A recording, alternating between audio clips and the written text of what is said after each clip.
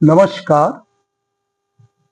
दुनिया बदल रही है और भारत सिर्फ देख नहीं रहा है, डिसाइड भी कर रहा है। सेंटर स्टेज पे आगे डिसीजन ले रहा है। बॉर्डर क्लैशेस हो गए, चीन, पाकिस्तान वगैरह वगैरह, बांग्लादेश। बिलियन डॉलर डील्स हो गई, बड़ी बड़ी डील हो रही है। डिफेंस को लेकर के हो रही है, स्पेस को लेकर के हो रही है और तमाम चीजें।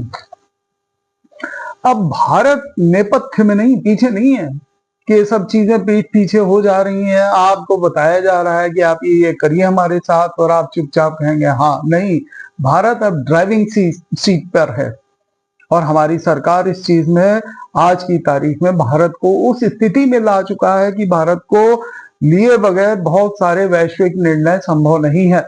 ये मैं आपको बता रहा हूं। ये है भारत ग्लोबल, जहां आपको मिलेगा Bharat centric global update regular basis पे। अब ये हमारा पहला एपिसोड है भारत ग्लोबल का, जहां हम बात करेंगे उन मुद्दों की जो दुनिया को हिला रहे हैं, दुनिया में हलचल मचा रहे हैं, लेकिन भारत के नजरिए से। डिफेंस, इकोनॉमी, स्पेस, डिप्लोमेसी, सब कुछ यहां मिलेगा आपको साधारण भाषा में और बगैर किसी बायस के, पक्षपात के। शुरुआत करते हैं भारत और चीन बॉर्डर टेंशन से। चिर परिचित, सुना ही है आपने दुनिया भर की बातें, गलवान से लेकर के अरुणाचल से लेकर और बहुत सारी बातें। ताजा जो खबर है वो ये है कि अरुणाचल प्रदेश के अंदर चीन ने फिर से अपनी एक्टिविटी बढ़ा दी है, वो भी तवांग सेक्टर में। तवांग सेक्टर वो जगह है जहां पर दलाई लामा के सक्सेसर जहां से आने की बात हो रही है। और आपको पता ही होगा कि दलाई लामा के जन्मदिन पर उनको बधाई दी गई थी और चीन इससे बड़ा रुस्वा है कि भारत से क्यों दलाई लामा का सक्सेसर चुना जाए। जाहिर सी बात है ना, चीन कहेगा कि भाई हमारा आदमी बैठे, हमारा आदमी नहीं तो ये तो विद्रोह शुरू हो जाएगा तिब्बत में धीरे धीरे धीरे। और तो ये सब बातें हैं। और जो ये आपका तवांग सेक्टर के अंदर जो है चीन ने अपनी एक्टिविटी बढ़ाई है, तो भारत उसके लिए तैयार है। भारत ने नजर बना करके रखी हुई है, अपने यूएवी सर्विलांस को बहुत तेज कर दिया है, बढ़ा दिया है। ऑल वेदर रोड पड़े पूरे जोर शोरों से बन रही है। और आप जानते ही हैं चिकन नेक कॉरिडोर है जो कि सेवन सिस्टर्स को, हमारे यानी कि नॉर्थ ईस्ट के जितने भी राज्य हैं उनको जोड़ती है। तो बड़ा महत्वपूर्ण मुद्दा हो जाता है और इसके लिए जो है भारत बहुत ही सतर्क है। आप ये देखिए, चीन खुद कुछ नहीं करेगा, करवाता है। किससे? अपने पाकिस्तान से, बांग्लादेश से, विशेष करके भारत के लिए ये दो उनके टूल किट के अंदर दो टूल्स हैं। इनको एक्टिवेट करता है, ये भारत के लिए प्रॉब्लम खड़ी करते हैं। चिकन नेक कॉरिडोर के लिए भारत ने बहुत एक्टिवली परसू करना शुरू कर दिया है। मैं भी कभी भविष्य में हम सुने कि वो चीज जो है एक्सपेंड कर दी गई है, चिकन नेक कॉरिडोर जो इतना संकरा है वो इतना हो जाए, ऐसा भी हो सकता है। क्योंकि अब ये तो है नहीं ना कि हमको थप्पड़ कोई मारता रहे हम खाते रहे, हम भी दो चार थप्पड़ लगाएंगे। अब ये स्थिति है भारत की। तो अब ये था चीन और भारत के बॉर्डर की टेंशन पे। स्पेस और गगनयान की बात करते हैं। आपने सुना ही होगा कि आजकल जो है स्क्वाड्रन लीडर शुक्ला जो है वो स्पेस के अंदर है, इंटरनेशनल स्पेस स्टेशन पे है। पीछे भी हमारे तमाम गगनयान मिशंस के बारे में बात हुई है।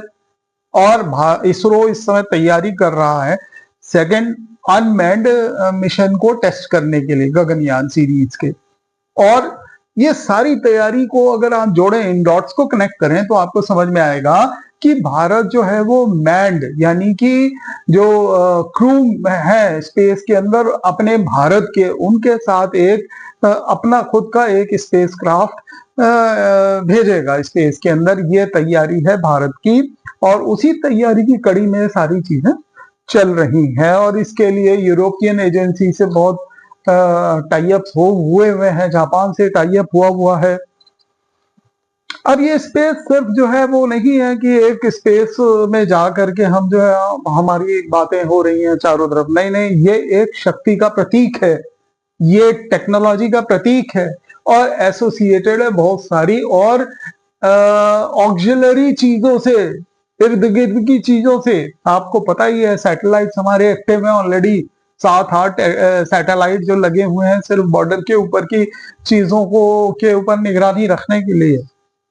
तो उस नजरिए से भी ये बहुत महत्वपूर्ण होगा। शायद आगे भविष्य में भारत का अपना जो स्पेस स्टेशन है वो तैयार होगा, समय लगेगा। अब आते हैं रूपी ट्रेड और इकोनॉमी पे। इंडिया अब डॉलर इंडिपेंडेंट होना चाहता। आपको पता ही है कि भारत का प्रयास ये है कि ये डॉलर के चंगुल से निकला जाए और अपनी करेंसी के लिए कुछ बातचीत की जाए और इस सिलसिले में पहले भी इनिशिएटिव लिए गए हैं और अब फिर नए सिरे से यूएई और रूस के साथ बातचीत हो रही है। आपको पता ही है रूस के साथ बहुत सारा हमने ऑयल खरीदा, तो सारी पेमेंट हमने रूपी में करी, तो उसमें भी कुछ बातें थी, उनको सॉर्ट आउट किया जा रहा है। अब आपने ये भी सुना होगा कि एक कार्बन टैक्स का नाम की चीज होती है जो यूरोप इंडिया पे लगाना चाह रहा है। अब ये तो वही जाने क्यों, लेकिन भारत ने बहुत ही स्ट्रांगली इसका जवाब दिया है और ऊर्जा मंत्री पीयूष गोयल ने इस बात को खुल करके कहा है कि अगर वो कभी इस तरीके की बात करते हैं कार्बन टैक्स, तो हम रेसिप्रोकेट करेंगे, अपना खुद जो है फिर हम उनके ऊपर टैक्सेस लगाएंगे। तो ये बात बड़ी स्ट्रांगली बोली है। आपको पता ही है हमारे देश के अंदर अभी हम विकासशील देश की ही कैटेगरी में हैं, विकसित बनेंगे जब बनेंगे, तो आज की तारीख में हम एकदम क्विट नहीं कर सकते अपने थर्मल पावर प्रोजेक्ट्स और जितने भी एनटीपीसीज हैं और एकदम से हम न्यूक्लियर और सोलर और ग्रीन एनर्जी पे आ जाए, हमें समय लगेगा, हमारे पास टेक्नोलॉजी भी नहीं देते ये लोग। तो ये सारी बातें हैं जिसकी वजह से बहुत स्ट्रांगली हम लोगों को यूरोप को बोलना पड़ा, बोला गया है।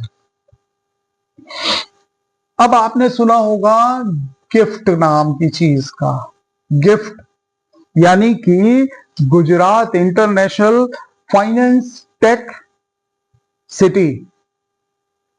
ये क्या, ये गुजरात के गांधीनगर में एक हब बनाया जा रहा है।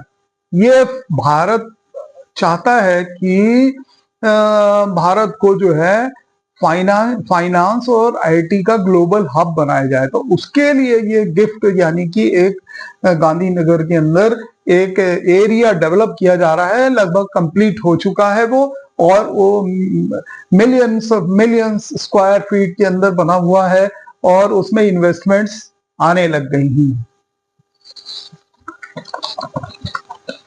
अब आते हैं डिफेंस एंड डिप्लोमेसी पे।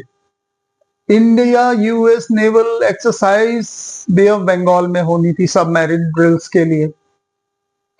रिसेंटली फ्रांस के साथ हुई है भारत की, और वो जो एक्सरसाइज हुई है उसका नाम है वरुणा एक्सरसाइज, और उसके अंदर फ्रांस के साथ हमने नेवल एक्सरसाइज करी है। प्लस फ्रांस के साथ जो हमारी बातचीत हो रही थी नेवल वेरिएंट के राफेल खरीदने के लिए, वो डील फाइनलाइज हो गई। 26 राफेल हम खरीद रहे हैं, नेवल वेरिएंट राफेल एम नाम से।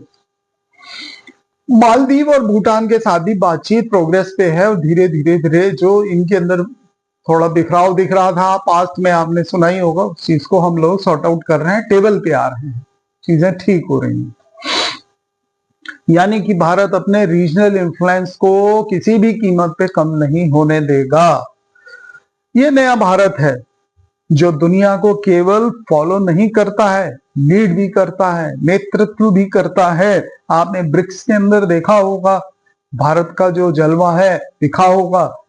किसी वजह से शी जिनपिंग तो आएंगे नहीं, और रूसी राष्ट्रपति भी इसलिए नहीं आए कि इंटरनेशनल कोर्ट के अंदर कुछ उनके ऊपर मामला है यूक्रेन वॉर के ऊपर लेकर के, और ब्रिक्स उसका सदस्य है, और शायद इसीलिए भारत भी नहीं आया था क्योंकि भारत भी उसका सदस्य है। तो अब बचा मेन प्लेयर था इंडिया। इंडिया का भव्य स्वागत किया गया ब्राजील के प्रधानमंत्री द्वारा, राष्ट्रपति द्वारा, और उसके बाद जो भी हुआ वो आप सब लोगों ने देखा ही होगा ब्रिक्स सम्मेलन के अंदर। तो इन सब चीजों को हम अपडेट करते रहेंगे। आप भी इस जर्नी का हिस्सा बनिए, लाइक कीजिए, सब्सक्राइब कीजिए और रेगुलरली देखिए भारत ग्लोबल। जल्दी मिलते हैं नए अपडेट्स के साथ। जय हिंद, जय भारत।